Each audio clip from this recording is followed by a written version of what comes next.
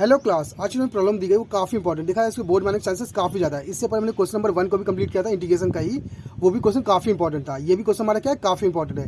अब देखिए सिंप्लीफाई कैसे करेंगे, सॉल्व कैसे करेंगे। सिंपली आप नोटिस करेंगे कि इसको ध्यान से देखिएगा, ठीक ना। आपको देखने को मिल रहा होगा कि 2 + 3/5 ऐसा कुछ देखने को नंबर मिल रहा है, या 2 कह सकते हैं 2 - 3/5 ऐसा कुछ नंबर। अगर आप इसे 2 लेते हैं या ऐसे कोई नंबर लेते हैं, इससे नंबर लेते हैं, तो देखेंगे कि ये नंबर इसके लिए भी और इसके लिए भी क्या है, कॉमन है ये नंबर। इतना क्लियर।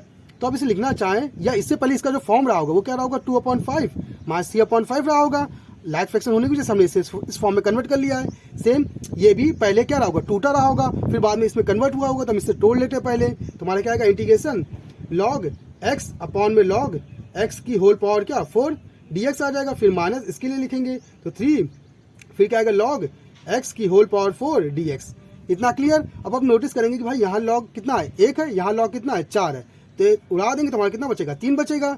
इतना क्लियर। तो इसे हम लिख सकते हैं 1/log x की होल पावर क्या 3 dx, और फिर माइनस ये हमारा बच जाएगा क्या 3 log x की होल पावर क्या 4 dx। इतना क्लियर। ये हमारा फॉर्म मिल गया। अब इसे मल्टीप्लाई 1 करेंगे। आप सोचेंगे कि भाई मैंने मल्टीप्लाई 1 क्यों किया है, ठीक ना। तो यहाँ पे देखने को मिलेगा कि भाई ये चीज़ है ना, अगर आप इसका डिफ्रेंशिएट करते हैं, अपॉन में किसी नंबर का डिफ्रेंशिएट करते हैं तो उसकी पावर बढ़ती जाती है अपॉन में ही।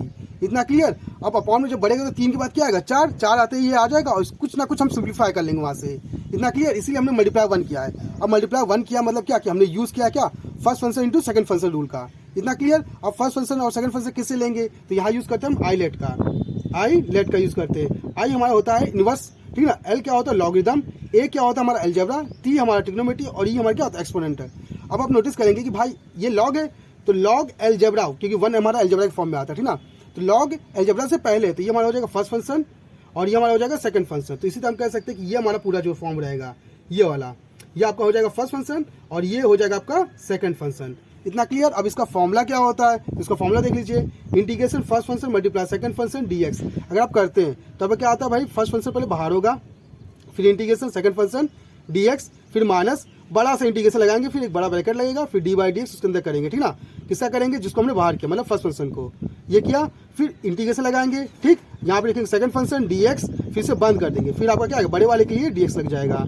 इतना क्लियर। बस आपको इस फॉर्म में इसे रखना है। तो देखिए क्या आएगा हमारा, इंटीग्रेशन रखेंगे तो पहले फर्स्ट फंक्शन है ना, फर्स्ट फंक्शन ये था, इसे हम बाहर करेंगे तो 1/log x की होल पावर क्या 3, ये आपका बाहर होगा, फिर बचेगा 1 dx। इतना क्लियर। फिर माइनस इंटीग्रेशन बड़ा वाला, फिर बड़ा सा ब्रैकेट लगेगा, फिर d/dx, जहां हम डिफ्रेंशिएट करेंगे किसका, जिसको हमने बाहर किया है, किसे 1/log x की होल पावर क्या 3। इतना क्लियर।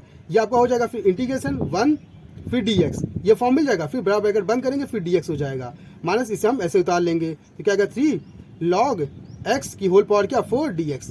इतना क्लियर। अब आप इसका डिफ्रेंशिएट कर लेते हैं, ठीक। इसका डिफ्रेंशिएट हम करेंगे तो क्या आएगा, d/dx 1/log x की होल पावर क्या 3 है। इतना क्लियर। अब देखिए अगर पावर 3 है तो इसको हम ऊपर भेजेंगे तो क्या आएगा हमारा, d/dx log x की होल पावर क्या -3। इतना क्लियर आ जाएगा। अब आप नोटिस करेंगे कि यहाँ पे लगेगा चैन रूल, क्योंकि लॉग आ गया, क्योंकि हमें फॉर्मूला पता होता है d/dx इसका x की पावर n का, ठीक। वहाँ पे x होना चाहिए जिसके स्टैंड कर रहे हैं, यहाँ पे लेकिन x तो है नहीं, यहाँ है लॉग, तो हम यूज़ करेंगे क्या, चैन रूल का। इतना क्लियर। तो उससे पहले इसको देख लेते हैं इसका फॉर्मूला कैसे लगेगा, क्योंकि x पावर n यहाँ पे दिया, अगर आपने इसको x लिया है तो x की पावर n क्या है, -3 है।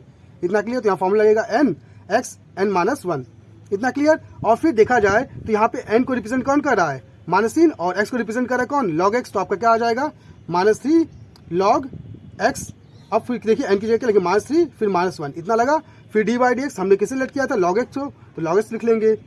इतना क्लियर ना। अब इसे थोड़ा और सॉल्व कर लेते हैं, -3, अब देखिए -3 और -1 कितना होगा, -4 होगा। अब -4 है मतलब इसे हम उल्टा लिखेंगे तो प्लस का 4 हो जाएगा, तो क्या आएगा 1/log x की होल पावर 4। इतना क्लियर।